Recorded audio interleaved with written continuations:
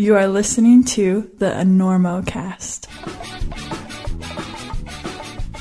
Hello and welcome to the Enormocast. This is your host, Chris. Hey. Hey, dude, it's me. Wait, what the It's your mid-layer, bro. Ooh, thanks. Little dank in here. Wait, who the hell are you? I'm your mid-layer. The layer between your base layer and your shell. It's the most important layer of layers, in my fleecy opinion. Anyway, what are you doing? I'm making a podcast in my cold basement. Huh. What, is your mom gonna get mad if you turn up the heat, Mr. Podcaster? Yeah, hilarious. It may be a basement, but at least it's my basement. Anyway, I'm kind of busy. What do you want? Well, I just wanted to tell everybody about the mid-layer, man. The mid-layer is the most useful layer in your closet, bro. Perfect for exercise, climbing rock or ice on dry, chilly days. Of course, keeping you warm and cozy under your shell, or just hanging around. Well, you do get a lot of wear in my life. That's because I know I'm your favorite, bro. I'm a black diamond coefficient hoodie. Warm, great movement, slim fit under your puffier shell, and I make you look like a fine figure of a man. Or maybe the captain of a starship, I can't tell which. But I do make a stylish scene at any occasion, or at least any occasion you'd want to go to. That's pretty true. But check this out. Black Diamond has a whole line of coefficient fleece.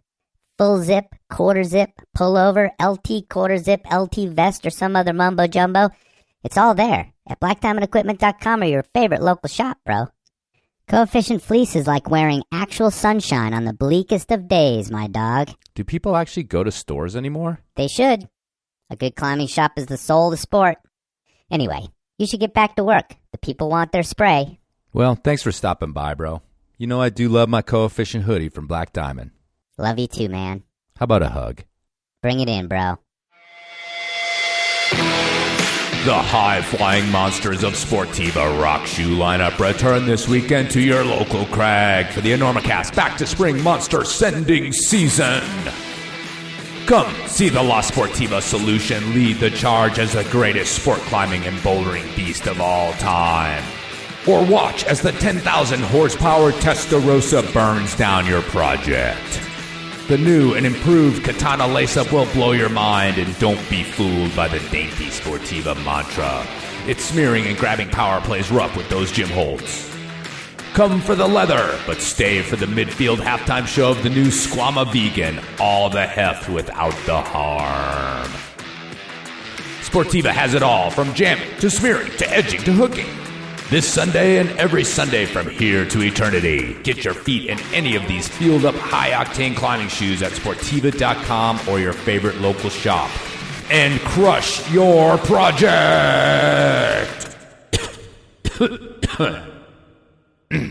Sportiva.com. Listen, where are you playing in town? You playing here? We're doing the Enormo Dome, whatever it is. It's terrific. Oh, it's yeah, big big house. place, Sold that it out. side of town. That's a Very big nice. place. You sold What's it that, out. 20,000 seats? You really should. Look, you better get up there before you panic. Those pens are loose. You're very good. I have really enjoyed climbing with you. We'll make it. I don't think so. But we shall continue with style.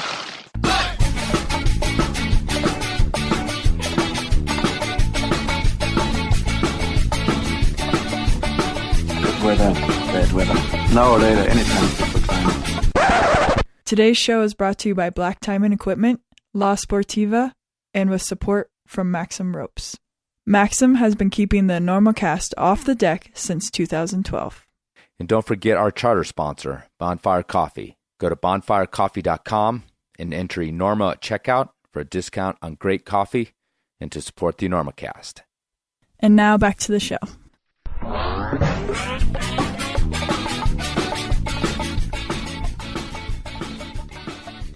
Hello and welcome to the Enormocast. This is your host, Chris Kalous. It is March 27th, 2023, about 10:30 here in Colorado, and this is episode 260 of the Enormocast, a conversation with Kenyan climber Peter Naituli.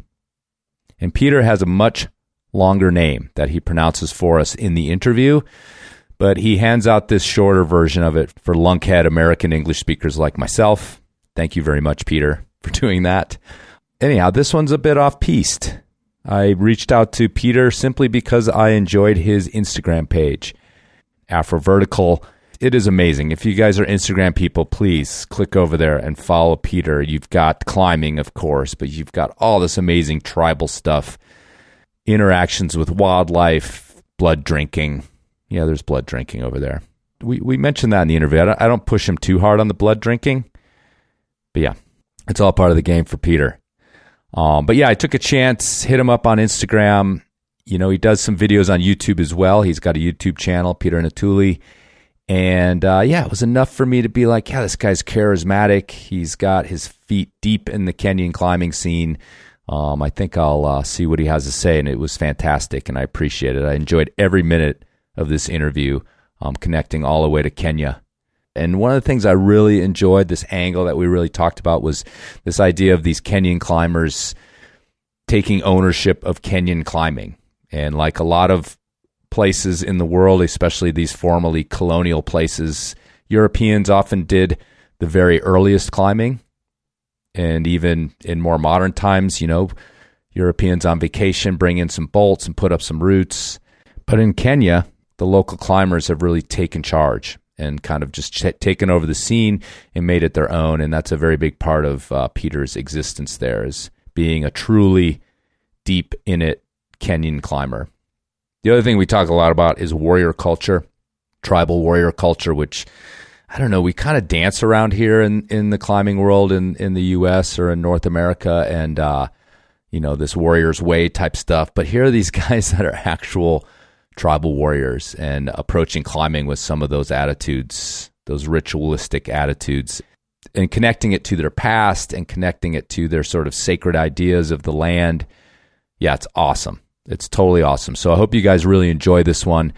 And another cool thing that happened is I had sort of occasion or whatever. I just kind of decided to take a look at the music of the region, Samburu music, Kenyan music, past, present. And man, that was awesome too. So if you dig on this whole vibe in this one, yeah, go down that rabbit hole too. I mean, just the funkiest. They were kind of a reggae place for a long time, and just like really cool funk out of the 70s and 80s, and then of course the tribal music, and it's just all awesome, and YouTube's like full of it. So go down that rabbit hole too, if you will. I dropped a little piece in here, but God, it's so good. It's so good. Okay, enough preview of the interview. Don't give away all the good stuff.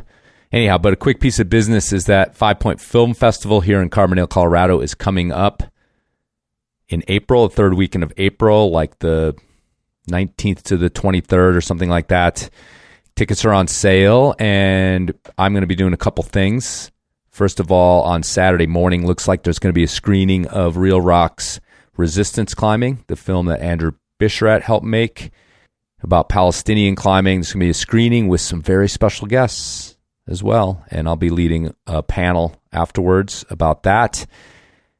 It's going to be really cool, I think. And then also my old band is getting back together, getting the band back together. The Davenports, the smooth rock, late 70s, early 80s band is playing that afternoon, Saturday, 4 to 6, free, outside the rec center here in Carbondale. So if you're in the area, coming up for that, come check it out. It's a lot of fun. It's a good band. It's a good band. No African music, but it's still a good band. Okay, let's do this. Conversation with Kenyan climber and guide, Peter Naituli.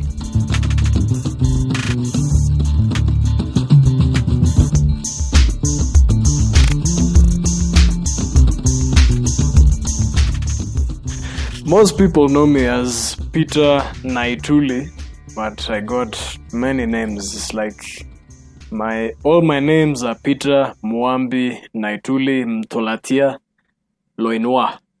Awesome. Yeah, Naituli is the one which I've written and sent to you. How does it come to be that you've got so many names? It's just the way it is in certain parts of the country, and there's some extra ones because of I've also spent time in a different community near my village, and they've basically given me a name from those areas. So it's like awesome. An extra one. But from home in my dad's village, I've got 3 names: the Muambi, Naituli, which is my dad's name, and then Mtolatia, which is one of my other names. So Peter is the Christian name or the English Sure. name, which most people have in Kenya, at least one name like that. So, yeah, that's the easiest one. Well, I talk a lot on here about how my American mouth can't get around a lot of this stuff. So I appreciate the you having this convenient name for me to use. But we'll keep all those other ones on there for other people to hear them. So, but yeah, I'm excited to talk to you. I was saying before the mic started that I just kind of happened onto your Instagram, and that's all I really know about you. And so I kind of just took a chance that you might be interested in doing this, and it certainly seems like you have a lot to talk about. I really like kind of your interface on Instagram. I mean, it's partially playful about climbing, but also you seem to take it very seriously. And I like the fact that you very much connect it to your country and to your roots and to the tribal areas that you're in when you're climbing. And so it was really compelling to me. And that's kind of why I got in touch with you, and also wanting to talk to a local in a place that I know nothing about. We sort of, as travelers, I've traveled all over the world. I haven't been to Africa to climb, but we dip in and we see a little very narrow view of a community or of a climbing scene when we're traveling like that. And it's always good to talk to someone who seems to have their feet very deep in it. So, I have this question that I've asked a lot of climbers on this, and it's sort of open-ended. You can interpret it the way you want, but, if asked, what kind of climber are you? I mean, it's very interesting for me because since I was young, I've always been very, very, very physically active and just enjoyed being outside, and I really liked contact sports. I still do. I used to play a lot of rugby. I got into MMA and wrestling sort of at an older age, sort of more recently. But yeah, climbing in general is nice for me because it was very physical and very much in nature. And the climbing here in Kenya, most of the time you're in places with a lot of wild animals, so it was just perfect for me to just do this thing and to interact with these wild animals. So what kind of a climber am I? That's it's like I'm not as serious about climbing as a lot of people think. I'm sort of that climber who I climb passionately to make a living. I do it for fun. I do it for exercise. But it's very playful for me. It's a playful way to make a living. It's a playful way to exercise. But it's rarely very serious. Sometimes it's serious when I have a very serious objective. But otherwise, it's just a bit of fun. And I do every single discipline under the sun. I've done pretty much. I've done alpine climbing. The first two disciplines of climbing I learned was trad, and then that went to alpine climbing, and then bouldering sort of works because I like to do big dynamic moves at the same time. I have more of the build of a rugby player or sevens rugby player than a climber. When it comes to pulling on small tiny holds, I think I'm slightly on the heavier side, and I've started being more serious at training my fingers just because I've realized I'll start really injuring my fingers just doing these big moves onto tiny holds with sometimes 80 kilos on me. Sometimes I'm a bit lighter. That's the heaviest that I get. But I do everything. I boulder, I free solo, I sport climb, I trad climb, I do big walls, and I do alpine stuff and even ice. And all those things, I learned to do them in Kenya. Yeah, all around. That's incredible. Well, I'm going to push back a little bit on that you don't take climbing seriously or it's not like a major part of your life. Because, not like super serious. Yeah, I know. But first of all, I mean, someone who does all the disciplines, that means you've had to spend some serious time in the mountains and on rocks to become proficient and all that. Plus, you just dropped in this little moment of talking about free soloing.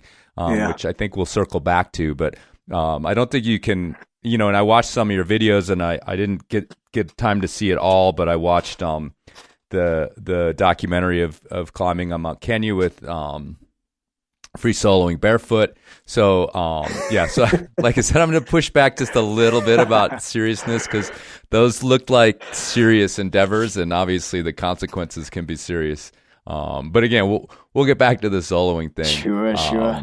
One thing that again comes through in what I do know about you with watching some of these films and things is that the fact that you're in Kenya, you just, with a little pride said that you learned all these things in Kenya. And that seems to be a big part of what you'd like to talk about, and what you kind of put out there is that these things didn't come from outside, but you found them in the country, and you're sort of pridefully a Kenyan climber, which is, I think, the main reason that I like said, all right, I got to talk to this guy. So tell me a little bit about that feeling and what part of your climbing identity it is that these things happen in Kenya, and you're sort of pridefully, I learned this stuff in Kenya. In the beginning, before I started knowing about the greater climbing community, it wasn't such. It's sort of now when I know more about the greater climbing community that it's like, wow, there's huge gyms and things outside, and so much developed climbing and sponsorships and access to gear and all those things. It's a lot more apparent to me why it's special that there's a climbing community in Kenya. When I got into climbing, that wasn't the case, because I just knew this country and the climbing here. I knew there was climbing in other places, but I mean, until I really got into it, I didn't really think so much about it, because the main thing that pulled me into climbing is a mountain close to my dad's village, which is Mount Kenya. It's Kenya's highest mountain, and it's 5,200 meters high. There's snow on it, so that used to really fascinate me as a boy. So as soon as I got the opportunity to climb and to get into it, my focus was that mountain. I wasn't thinking of anything else, just getting to that mountain. And it's over time that I've come to appreciate sort of the advantages and the not advantages of being a climber in Kenya. But the main thing for me is I have a lot of pride in being part of a community that's very much growing. The local participation in the sport is growing from actual Kenyans. This is the point in time in history when that's really, really happening. And also, when I look back, myself and some of my other Kenyan friends who climb, at least at the level we do, is what we've been able to do with this, and the way we've been able to get training, and the way we've sort of pushed our careers forward. I take a lot of pride in how we were able to do that with the kind of resources that we had from the beginning. From the side of passion and from the side of sacrifice to pursue this thing, we put a lot into it to sort of get to where we are now. And I could talk about this thing for a very long time, but more or less those are my feelings about it. And whether there's some disadvantages or there's things, the infrastructure and the opportunities and whatever could improve, I'm very much happy to be a climber in Kenya at this time, because I can very much be a part of the growth and a part of the forming of a bigger community. And basically anyone that's around right now that's a Kenyan climber, I think it's a very special thing in the future when we're looking back at this period. It's very nice, and there's a lot of unclimbed rock, and we can now go and put up these routes and name these routes, and they're of significance to us.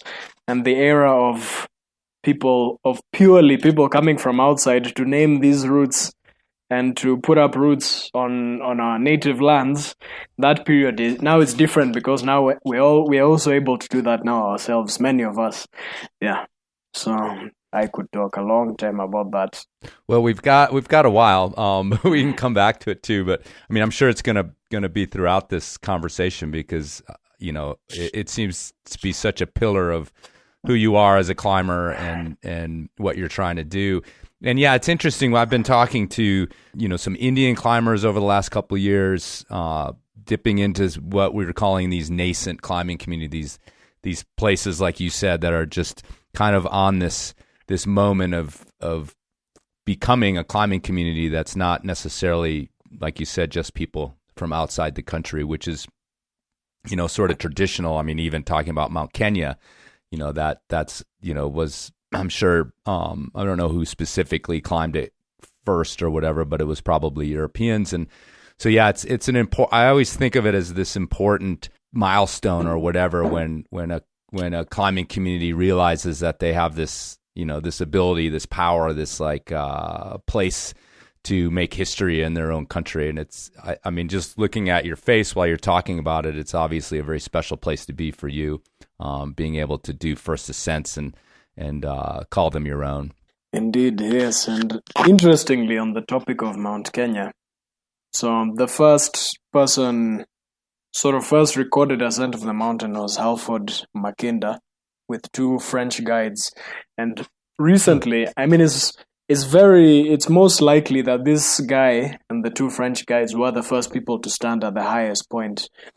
But recently, there's this story that I've been digging into, because in the past I was questioning its legitimacy, but it's grown on me more and more about, I don't know if it was a preacher, but there was someone, again, from my village, of my area, basically my part of the country, Meru, who went up the mountain in, I don't know if it was the 70s or the 80s, barefoot, and free soloed the second highest peak on the mountain, which is very close to the highest point. He free soloed it without shoes, apparently was seen with a helicopter, the rescue team reading the Bible on the top of Nelion, and he was able to find a way down. Somebody who doesn't even climb, and people are thinking this guy is mad. And yeah, he was going up because he said he'd been sent a mission from God or something like that. But it's pretty legit from what I've looked at.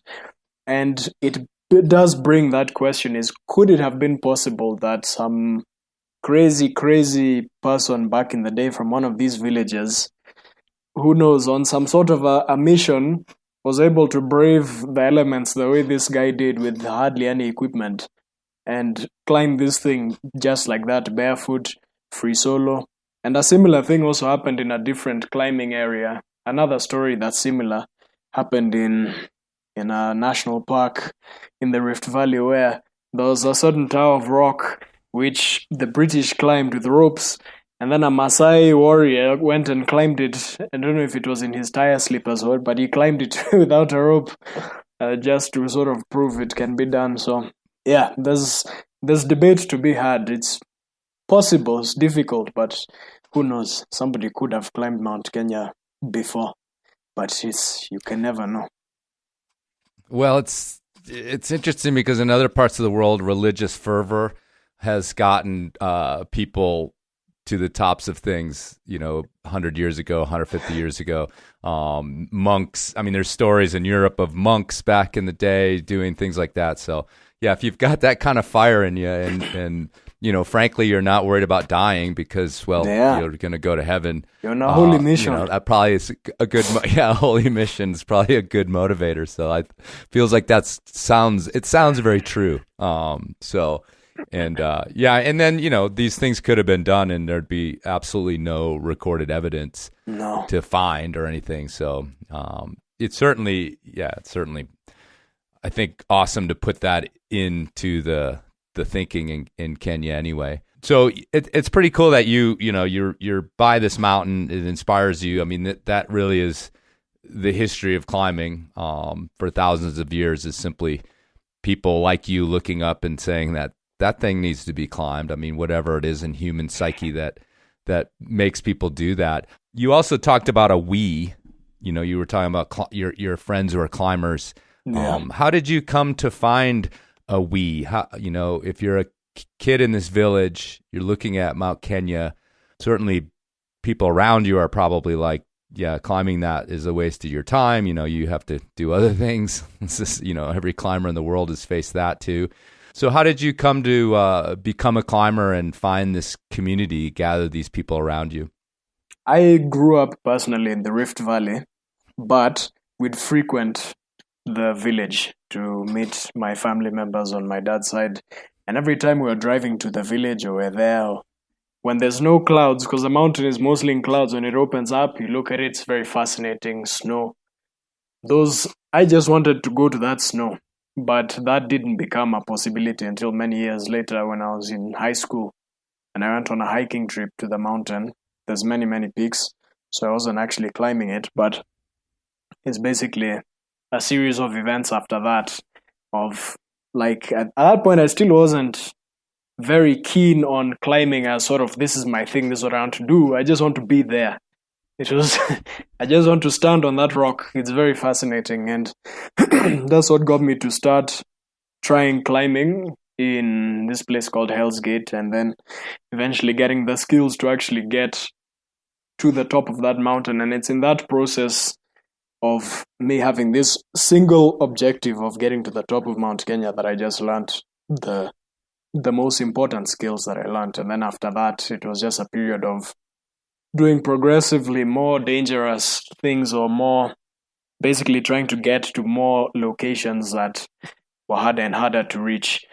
And it took a while to really meet people that were very passionate about it. I know there's one guy I climbed with a lot on Mount Kenya who was also a guide, because I got into guiding when I was 16 or 17 to sort of help fund the climbing and to just make my time on the mountain more sort of efficient and affordable by actually working there and then having some extra days to do my own stuff.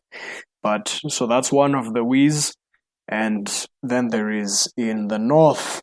So now north of my village, there's a different mountain called Ololokwe, where a climbing community was born not that long ago, of local warriors and similar age to myself, the same generation, and culturally very similar peoples to my particular clan.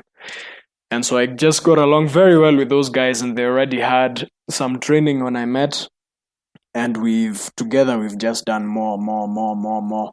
We've started putting up roots, and we've started pushing ourselves significantly and spending a lot more time climbing that's not related to guiding and to making money off it, just doing it for the sake of adventure. And that's now the we. Those guys, that's how I came into contact with them, just over time as a Kenyan who's learning. Now I want to go to more places, more mountains in my country. That's how I bumped into this community. You mentioned earlier this Maasai who climbed this thing back in the day, and you just also said these warriors from this other clan. So how does that how does this idea of the warrior sort of culture? It's not something we obviously throw around in our vocabulary here in the States, but is that something that fits into your attitudes towards climbing, and who you are and who you are as a group? For sure, at least. And also, what does it mean? Yeah. Well, I can't get too deep into it because that's a proper rabbit hole, but there's many communities in Kenya. This show's all about rabbit holes, man. Go down. Rabbit holes. Okay, Let's we get can, in there. At least to a degree. We have more than 40 tribes in Kenya, and sure. The particular tribes that I'm pulling interest to is the Ma communities. Or most people, when they think of Kenya, they think of the Maasai, which are usually tall people with spears. So Ma communities, those are the Maasai, the Samburu, which now neighbor us. Then a lot of clans or tribes in some of these other communities have overlap with the Samburu. For us, the overlap is more with the Samburu than the Maasai. But it's like that. And up until recently, not very long ago, Kenya, a lot of people were living the full traditional way of life, where young men up to a certain age are warriors, and they have warrior responsibilities. Once you enter that stage of manhood, from a boy to a man, there's certain things you're supposed to do, there's certain initiations, there's certain responsibilities that you go through now in the bush. And yeah, that's basically now on the side of at least men in these tribes. And so the Samburu are one of the tribes, particularly in northern Kenya, that are really still living very much in that way, as much as times are changing, and they've changed in most other places, including my village. Sort of one generation ago is when the biggest change happened. So that's a generation of my father. But it's still very much a thing now in places like Samburu. And it's very nice, at least for me, particularly when I got to go there and spend some more time in Samburu. It was it was just something I just dipped my feet a little bit in that stuff when I was growing up. It wasn't a huge part of my life.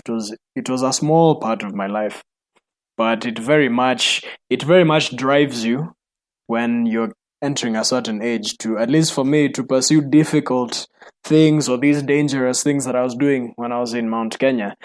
Sometimes I just accredit it to that thirst for doing those serious things and proving to the older generation that you're a survivor and you can survive this, you can do that, you're a very capable young man, etc., etc. That was at least part of it. But the climbing that I've done in northern Kenya has been perfect because now I'm surrounded by other guys in that stage. I very much just buried myself in the things that we're doing there. And it's not just the climbing. The climbing is a very literal reflection of that warrior spirit and warrior culture of bravery and strength and skill. But we do many things. We wrestle, this traditional wrestling that we do there, very competitive. And the herbs that we're drinking when we're there, blood. We drink a lot of blood in northern Kenya. It's a huge part of the diet, raw blood. Yeah. That could be your contribution to the world of training. You know, I don't know how much you pay attention to training, but it's like everybody has a new training method, so that could be yours. You could think about that. It certainly has to be pretty good for power. Yeah, do that. But yeah, it's. I mean, it's interesting because I don't know. It's sort of changed over time, but I think that this kind of young man initiation, this young man going out and testing themselves against rock climbing, for better or worse, was and continues to be a long tradition in climbing. But what does it reflect as far as the women in Kenya or any women joining the climbing community? I noticed you did have a few posts about that, and it's something I've talked with again, these Indian climbers. Both the Indian climbers I've talked to are women, and they're, working really hard to bring women into the sport. So how does that reflect in your experience? Yeah, there's many women getting into climbing in Kenya, far more than men. So usually, really? Me reflecting now as there's not a lot of instructors or guides in Kenya. And the main, at least for me, my main business model is I get someone who's a hiker, because the hiking community is gigantic in Nairobi. They are tired of hiking, they want to climb Batian, which is the highest peak on Mount Kenya. So that means they need to learn how to climb rocks, and that's when they get in touch with me. And the biggest demographic for me is Kenyan women in their sort of late 20s into their 30s and their 40s. Yeah. I don't know whether the gentlemen at the Nairobi, at least, yeah. Mostly it's the ladies, and it's very good to see, and some of them have progressed further, where they're not so much needing necessarily the services of a guide unless they're doing something very, very extreme, but they're at a level where they're starting to buy their own basic equipment and just teaming up with other ladies or other climbers who climb for fun, and they're just going and climbing. Yeah. So I can definitely say here, in terms of leisurely climbers, people who are climbing for fun, I see more women than men when it comes to Kenyans, for sure. Most of the males that I know, or the area where you have more men than women, are people who are making a living off of mountains and instructing. Yeah. Right. Well, that's pretty fascinating. It's not something I would expect, but it sounds like, yeah. I mean, it's good. Like I've joked for years because, we've talked in the U.S. too a lot in the last decade about equality in the sport, as how many women are in it, how many men, and I don't know why 25 years ago there weren't very many women climbing, but I certainly would have liked to have more of them. When it was just a bunch of dudes out there. It's a sausage fest. No, we weren't yeah, exactly. Maybe we weren't encouraging it enough, but we certainly were not discouraging it. But anyhow, that's really, really fascinating, and I've not something I necessarily would have expected. But it takes a lot of people by surprise. Yeah, I think it's great. So you mentioned the environment, being out in nature and also with a lot of wild animals, which is something also that jumps out that's very different from what I've ever experienced. I mean, there's some talk of bears at night when you're camping out in the mountains here. Some of the desert areas, you might walk across a rattlesnake.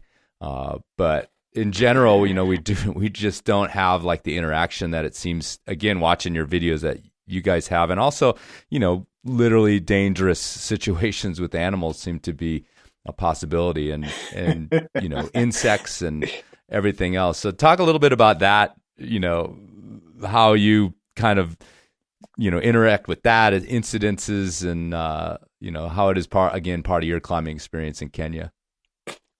Yeah, you can't avoid here, at least in this part of Africa, you got a lot of megafauna. It's a lot of big wildlife that you're sharing these spaces with. But the thing is, at least for these communities that live, when you climb in places where you also have people, you have the animals, everything, you're used to, they're dangerous and blah, blah, blah, but you're used to them, you live with them, you know how to deal with them. And like the warrior culture, a big part of it is being completely fearless. And a huge part of the Maasai tradition until recently is that a young man has to kill a lion to gain a certain rank in the community, to go out and kill one. So that's against the law right now. But the fact is, when it comes to animals, you're very, very much just, people are used to them, they live with them, and it's just there. And it's very different from a lot of people. They're used to the thing of safaris and driving and look at these animals from windows. But when you become a climber in Kenya and you want to now climb in many locations, many of these locations and some of the best, you have to make peace with encountering these animals on foot and where you're sleeping and blah, blah, blah. And most of the time it's perfectly fine. It's, at least if you are with people who understand how these animals think and are just used to interacting with them, then it's all good. It's not as extreme as some people would imagine.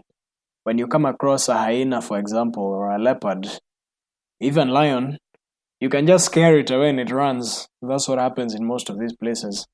And then elephants. For me personally, I'm significantly more worried when it comes to the big plant eaters. I'm not worried about lions, leopards, hyenas, all of those things. It's like, yeah.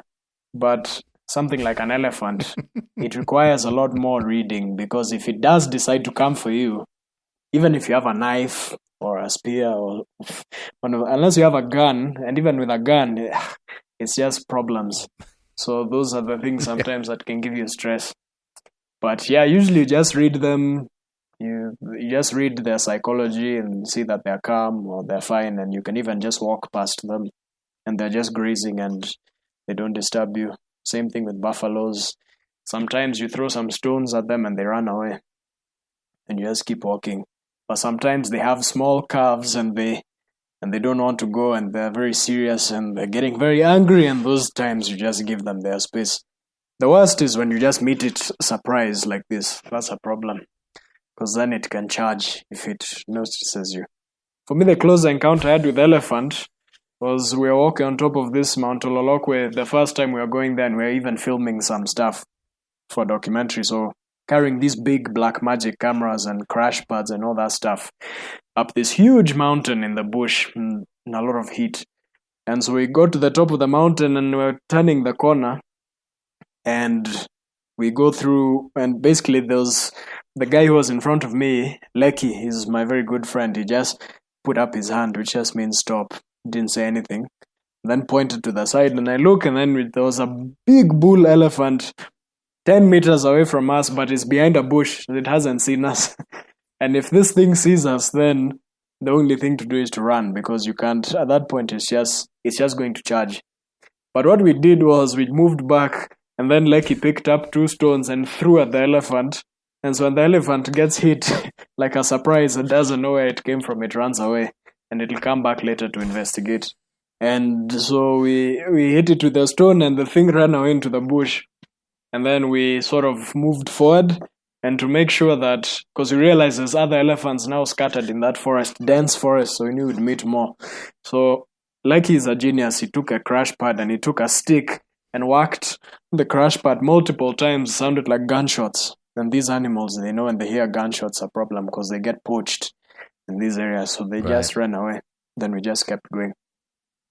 But yeah, usually elephants, they're big, incredible. So we see them before anything like that happens.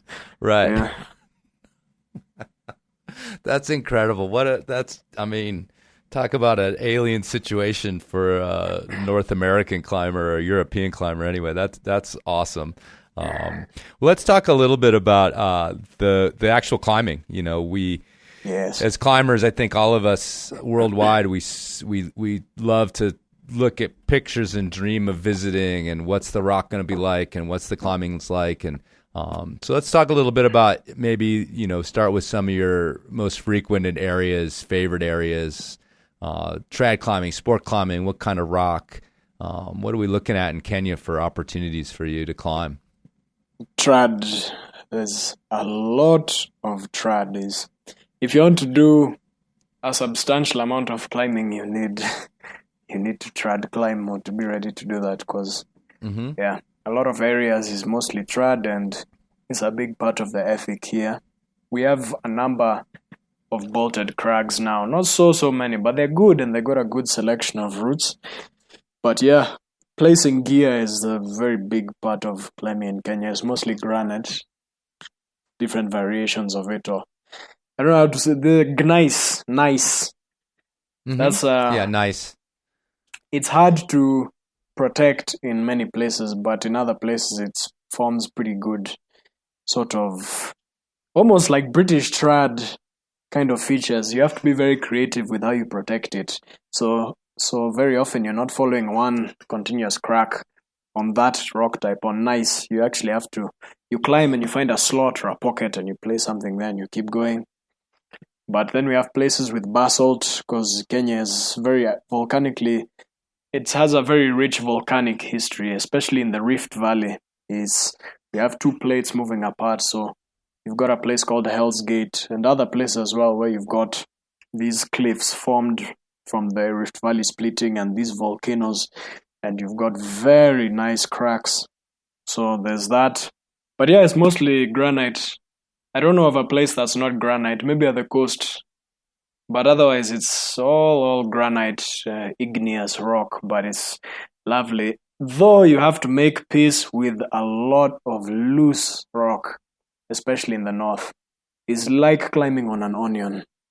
Like half of the time, it's just loose, things peeling, proper exfoliated. But it's in very cool spots, that's the thing. So we say you just try to preserve some of the roots, just don't pull too hard on anything. Yeah.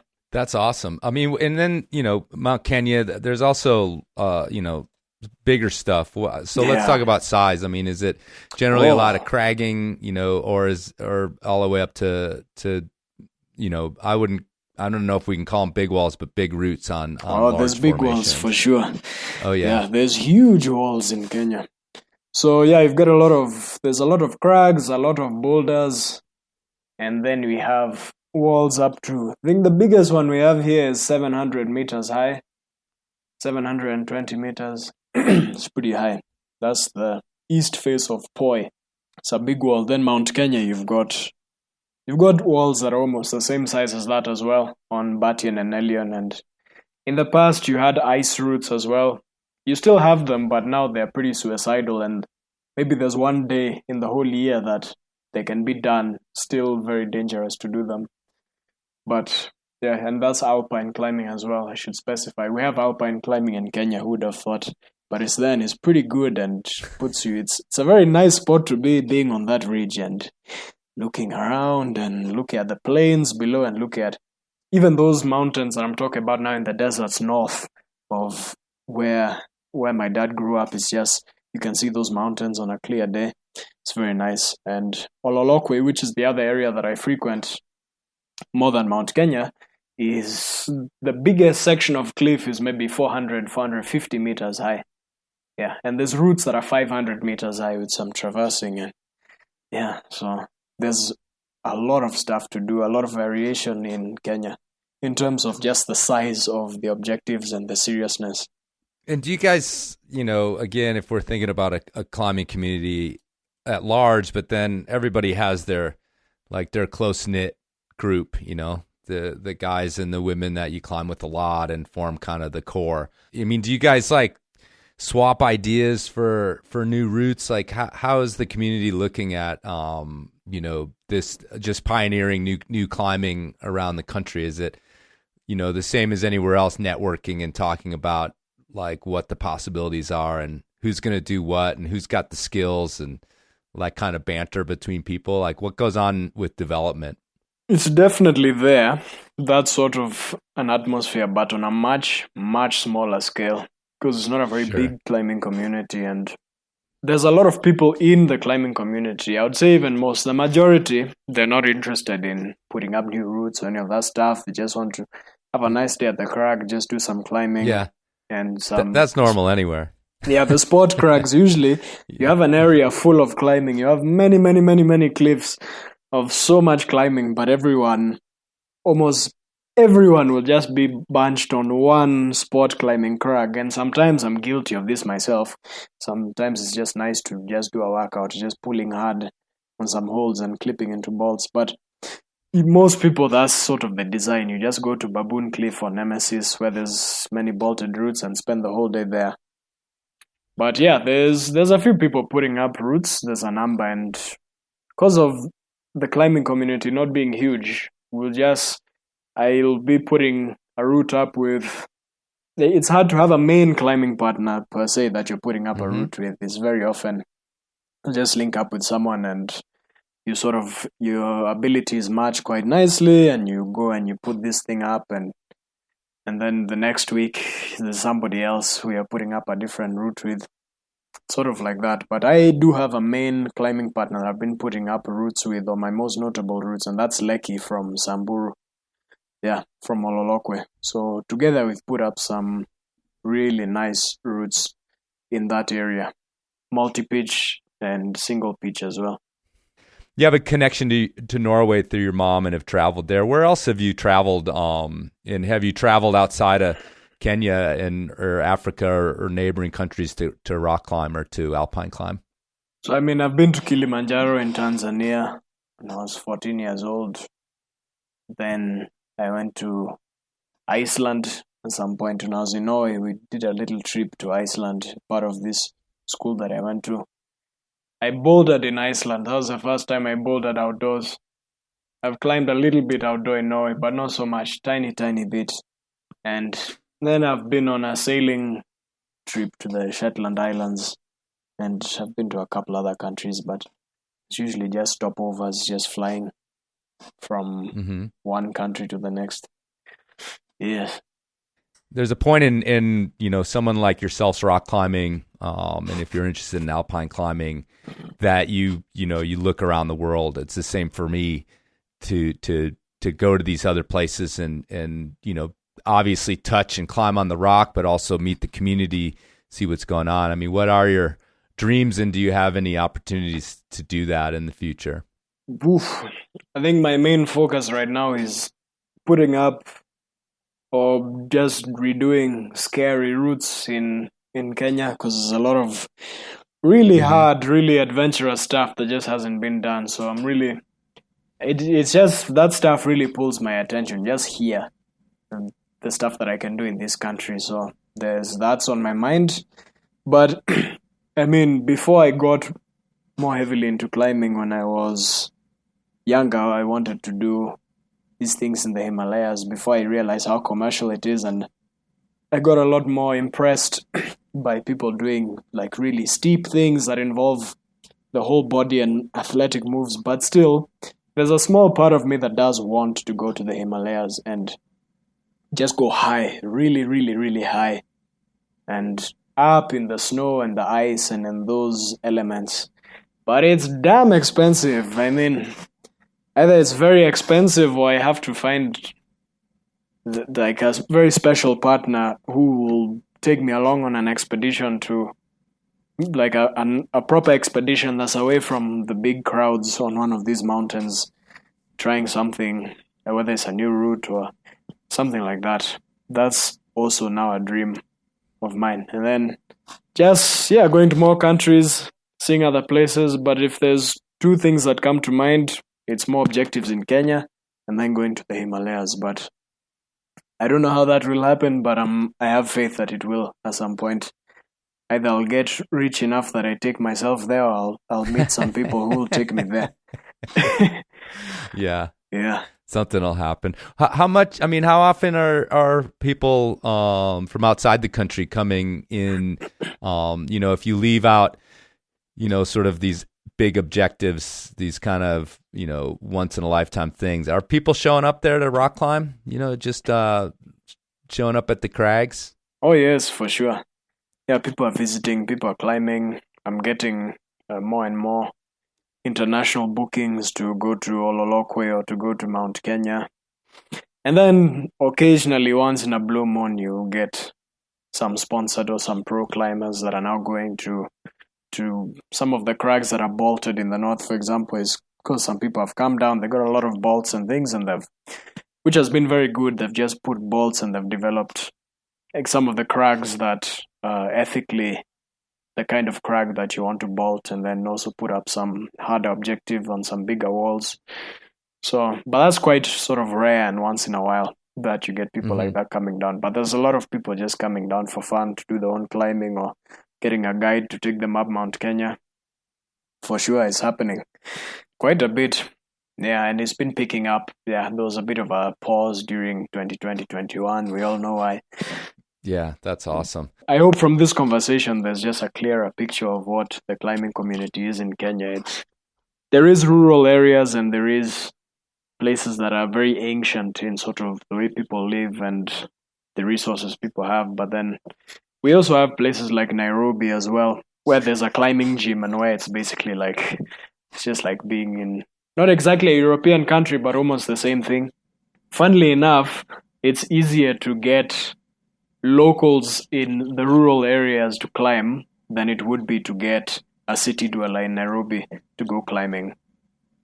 If you're talking about sort of local Kenyans, who are psyched on just going and doing things, because there's a big part of, as the country develops and people are getting educated, parents for the longest time just want their kids to go to school and get degrees and stuff like that. And whereas in the rural areas, especially in the north, people are just herding cows and they have a lot of free time to do warrior things or to shoot bows and throw spears for target practice, and they just have a lot of time to do these crazy things. Well, it makes sense. I mean, you move to a city, you probably in a lot of ways are aspiring to kind of put that behind you, right? And move up the social ladder, whatever it is. And so part of that would be disconnecting from nature, unfortunately, and adventure and things like that. And, at least the way you talk about these tribes and these rural places, it sounds like adventure and the idea of pushing yourself is just part of, it's just part of the way people think. And also sort of, I feel like the playfulness of climbing, especially if you put a rope up on something and there were some young kids around, I don't think any of them would probably think twice about. Yeah, they all try. They all want to try. All these warriors in these places, it's happened so often now, and I have a group of clients I'm taking to a cliff somewhere. They're always asking, when are you going? And so when I'm taking my client or two clients along, they come and we just set up ropes and then everyone gets to try something. And everyone is so psyched to do it, especially the warriors, that age group of people. They're very, very competitive. Everyone is competitive. So we'll climb, we'll wrestle, it's a good time. It's a lot of fun, the vibe climbing in those areas. And when I say that climbing isn't super, super serious, I guess what I mean is the areas that I'm used to climbing, or my experience with it is sort of everything else other than the climbing is awesome. So sometimes it's not even just the climb is a nice thing to add to this place, but just the fact that you can just get out of your tent and just be looking at elephants just going through the riverbed next to where you're camped, or you interact with these animals, or the sort of things that the activities that we're doing, the warrior games that we're playing, all that is it's just as much fun as the climbing. The climbing is literally now the bonus to add to what's available in these places. I do want to circle back to the soloing, and I don't know how you can tell me how big a part of your climbing that is, but as we talked about this warrior culture, this kind of like initiations and all that sort of thing, it feels like that like almost fits pretty lockstep with that. So let's talk a little bit about soloing, your desire to do it, how you got into it, and then I'd love to talk a little bit about this the barefoot.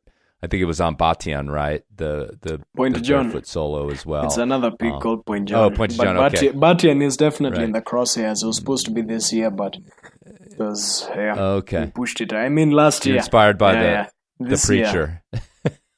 Yeah, I mean, even before the preacher, I knew that was a thing, Yeah. but there've been all these other projects that have gotten in the way. But hopefully this year, but we'll get there. We'll get there. The thing that's interesting to me is that I feel like soloing kind of, at least as like a kind of pursuit, is kind of at both ends of the spectrum. A lot of times, again, these sort of beginning or young climbing communities, it's a thing there because it just seems like, well, that's Gear. an easy way to do it if we can't get equipment, and like Yep. if it's a small climbing community, there's nobody to climb with. And then it ends up also at the other end of the spectrum where the expert, long-standing climbers are doing it. But how did you, tell me a little bit about, your thoughts around it, your thoughts around the risk, your thoughts around why you do it, and how big a part of your climbing it is. It's definitely a big part of my climbing identity, even though like most free soloists, it's not the type of climbing I do the most. I do the other forms a Sure. little bit more. But I had the psychology of soloing, I think, even before I set foot on an actual climb with a rope. I sort of looked at these objectives and thought I always could feel the ultimate of this thing is doing it without a rope. Because I'll see a baboon climbing this thing and it's got hands, it's got feet like me, and it can just climb it. And more than anything, not even the physical whatever, because you can get to a level where you're strong and you're athletic. Maybe not exactly as well designed for climbing as a baboon. So it's a lot lighter than me. But it doesn't think about anything. It's just climbing. It's not thinking that it's dangerous or whatever. It's just climbing.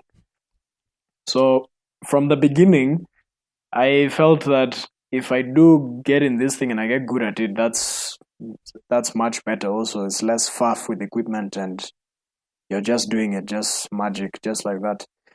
But I didn't solo properly until when I was guiding or leading some expeditions on Mount Kenya as a teenager.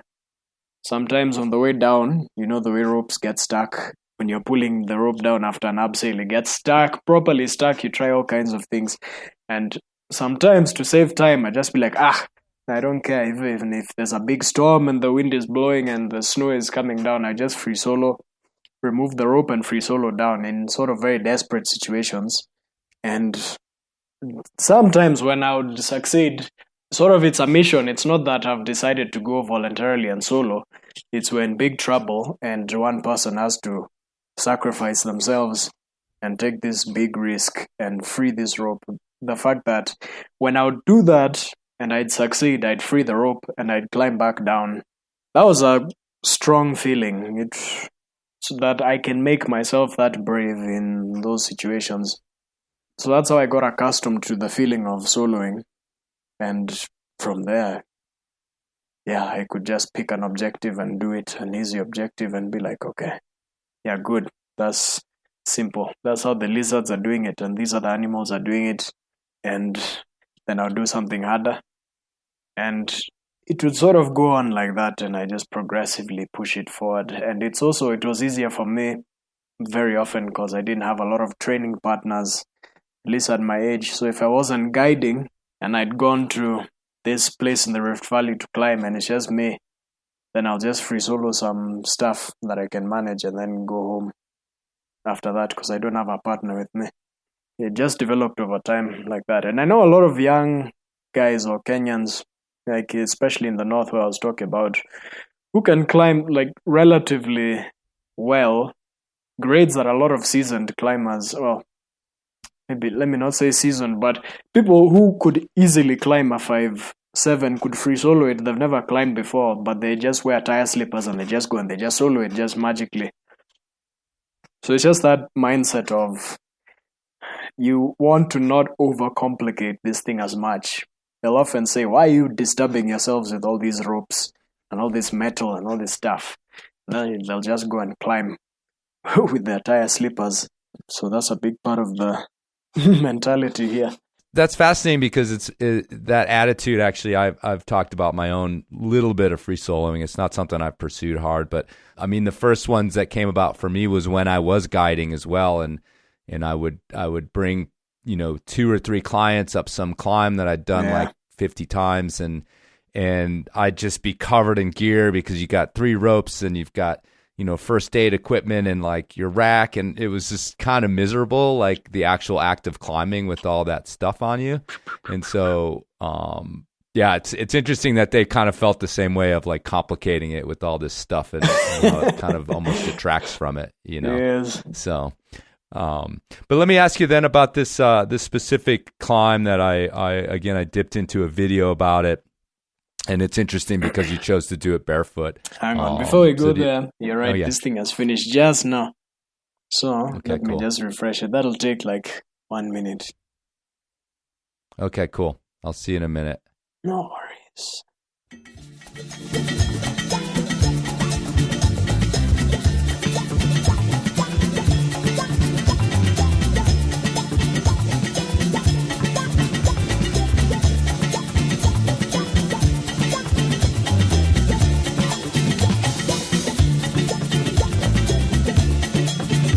Almost there.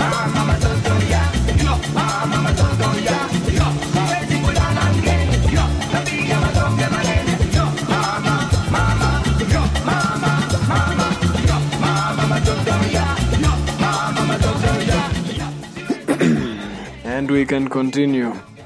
Okay, cool. So I was asking about that project. About Cold Feet. Yeah. Oh, yeah. That was... I never even knew about that Meru guy yet, the preacher who did the free soloing in the 70s or 80s, but I just came up with something new. I said, okay, let me climb something on Mount Kenya barefoot. Initially, the plan was to do Point John and Nelion with ropes barefoot. And what really fueled me to do it was the amount of people that said that it's impossible. Because of my level of confidence that it was, at least in myself. Yeah, because I know I have hard feet. I know I can withstand a lot of discomfort and low temperatures and hot temperatures or whatever. So I knew 100% without question I can do it. It'll be difficult, but I can manage. And it was just perfect that everyone I spoke to, without fail, were placing it at pretty much impossible. This even included, I was trying to do research before this project of people who've done barefoot free solos on peaks of a technical nature at high altitude before. So there was some people in this Alpine library, I'm not sure what it was, but there's a site I tried to get to just to get any records of anything like that done anywhere in the world. And people weren't really finding anything. Sort of a steep mountain, a steep cliff that's at high altitude, 4,000 meters and above, that's been free soloed barefoot. And I just couldn't find it, and they said, it's like we strongly don't advise this. It's like there's barefoot climbers, there's barefoot free soloists, there's barefoot boulderers, and there's soloists who solo at high altitude, but barefoot free soloing at high altitude, yeah, strongly not recommended. So that's what everyone said, and then I was like, this is exactly what I need to do. And so then I just went and I did it. But yeah, I got before doing it, my friend from childhood, he's a filmmaker. I teamed up with him that we go and we make a little film about it. And that's what we did. The objective now changed to the barefoot free solo of Point John later, just because I thought that's significantly better than doing those 2 peaks with ropes. But barefoot, I'd rather just combine it into doing this 1 peak without shoes, without rope. At least on the way up. I did abseil back down, because free solo barefoot down climbing the same thing would be next level. And at that time, I wasn't there for the yet. next guy. Yeah, in the future, I'm sure I can do it. Maybe even now, but I would practice for that. I would actually get on the rock and practice down climbing it. So, but that's essentially how that thing came about. I was also at that time in a headspace where I wasn't very proud of where I was in life and what I was doing. And at that time, I was significantly more obsessed with becoming a very successful sponsored climber or something like that as well. And I just had enough of my life, and I said, you know what, I'm taking a risk. I'm going back to Kenya. I'm going to invest in this documentary with my friend, and then I'm going to do this thing that I like very much. And so that's what I did. And I learned a lot of valuable lessons from that experience, and in some small way, definitely did impact the trajectory of my life now. Because at least now I can say that I'm able to make a decent career out of being in the mountains. It doesn't have to be being sponsored. Well, let me push you a little bit on that. Yeah. Lessons learned, that kind of thing. What did you learn from doing this thing? And the other question I have is that it sounds like you did sort of minimal physical preparation for it. What did you do mentally? So 2 questions. Let me rephrase that. So yeah, tell me a little bit about the lessons you learned. What are you getting at with that? Well, it's just basically making a film. That's one thing. I'm personally I wouldn't call myself, for these projects, I haven't been a filmmaker. I've been more a subject, but just because of the nature of things and because it's such a small team, I end up having to be very much involved in the other parts of the project, like editing and funding it and etc., and the logistics of it and whatnot. So I learned a lot in that department. I learned a lot about climbing films and storytelling, and in terms of getting to know more people for some reason, that ascent was definitely the best known ascent that I've done, even to date. I definitely don't think it's the most impressive ascent I've done. Not even close, but it's iconic and it stands out, so everyone knows, so many people know about it.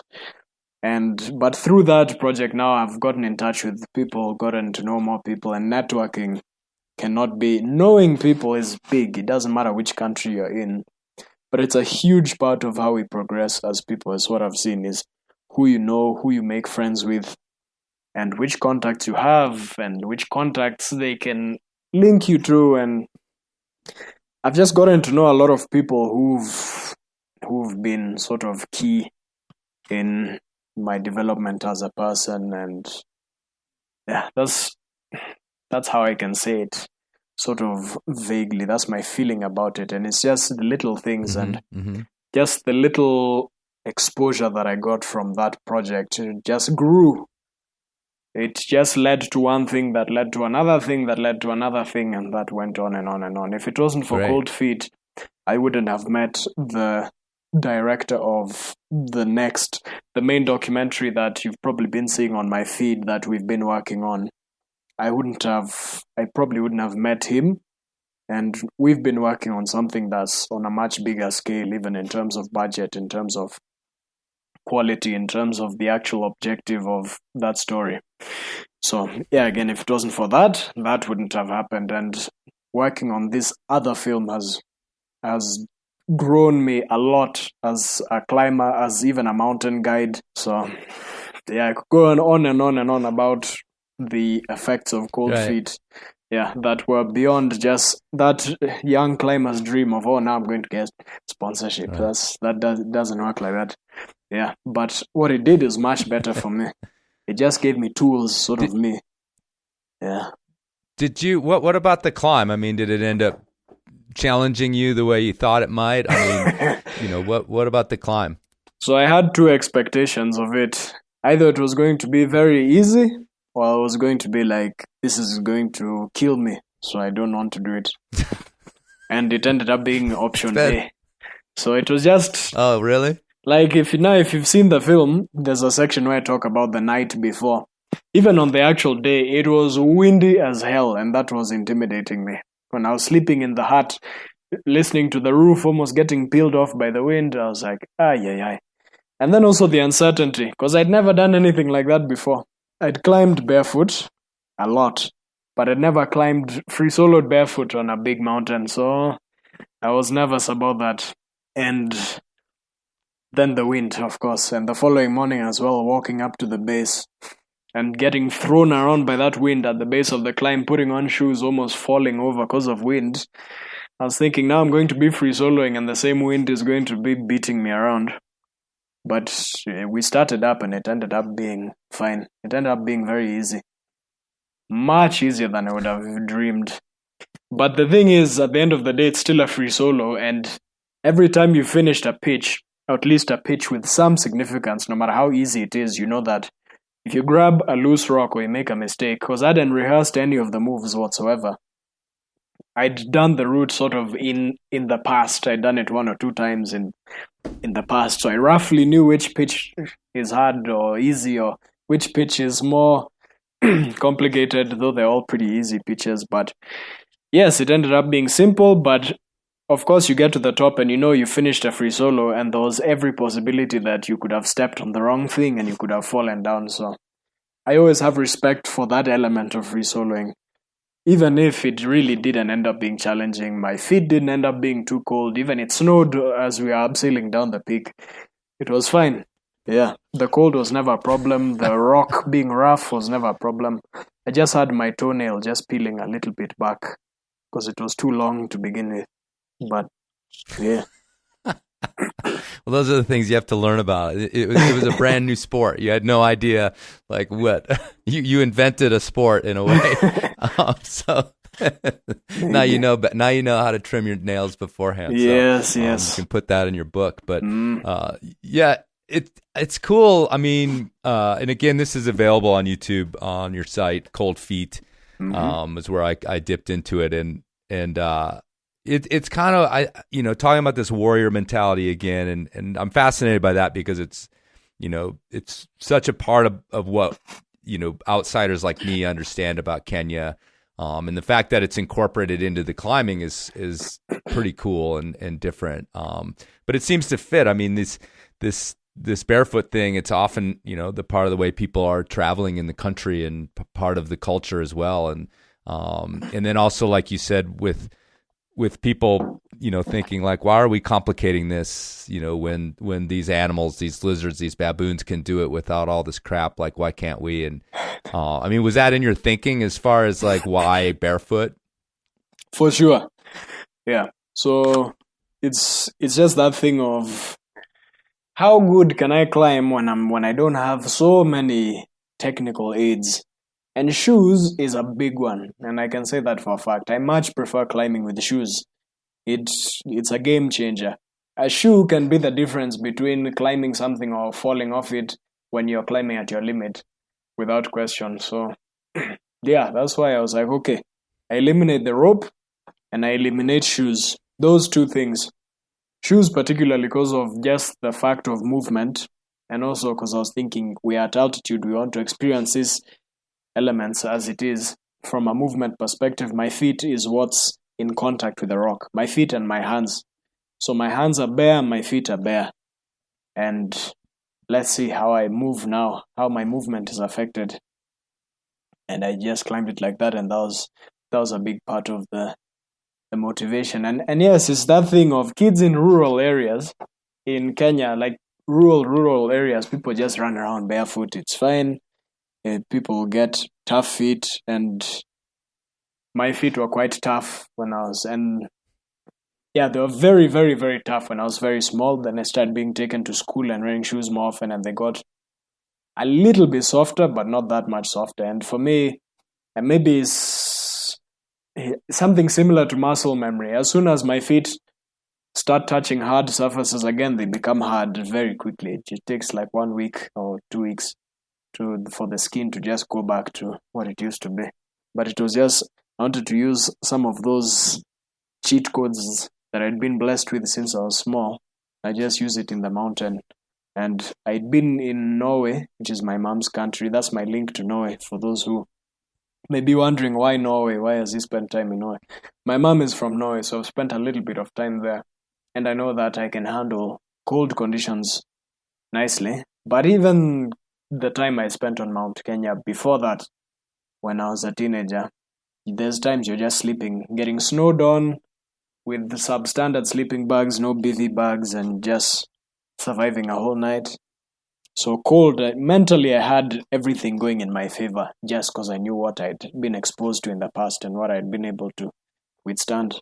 I don't know, the connection to the connection to nature is something we talk about in climbing all the time, but it seems like that is much more deep rooted in your community than I think it is in mine anyway, just from talking to you. And again, when you were talking about the animals and understanding them and living with them, and it's just like a kind of a gold standard of connection to your environment that you guys seem to be fostering within the climbing community.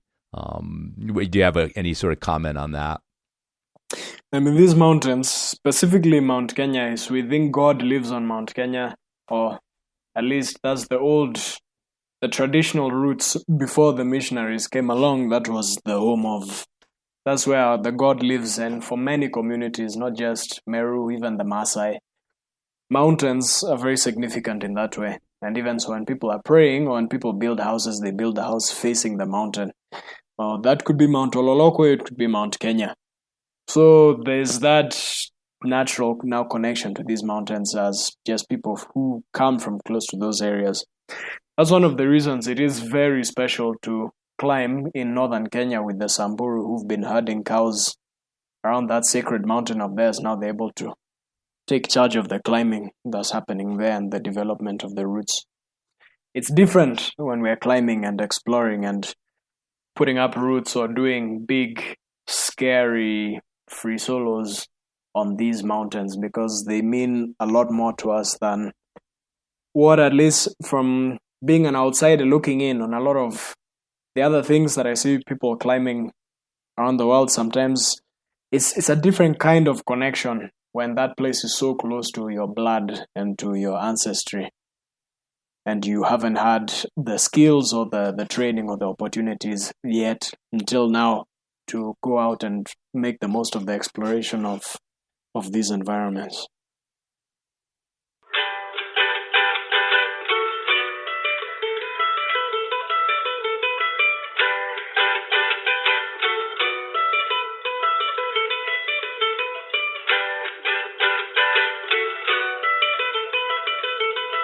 All right, folks, thanks for listening, and thanks to Peter for doing that, connecting all the way from his home in Kenya.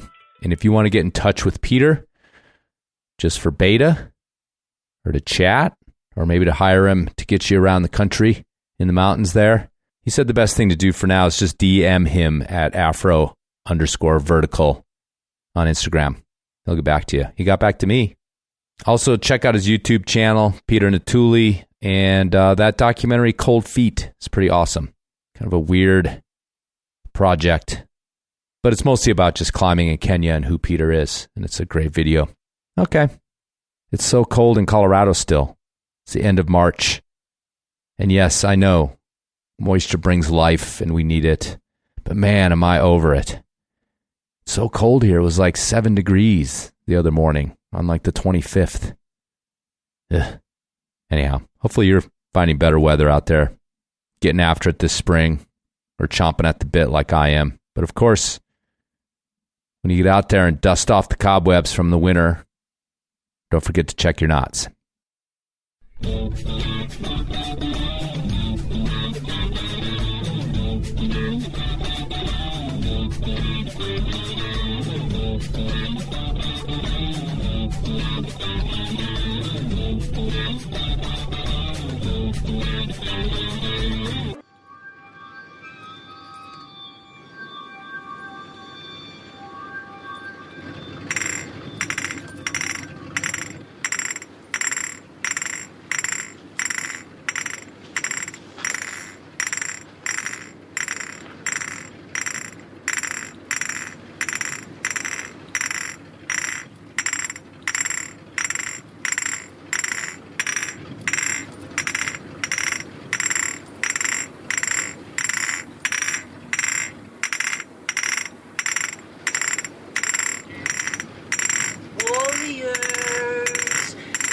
want to play.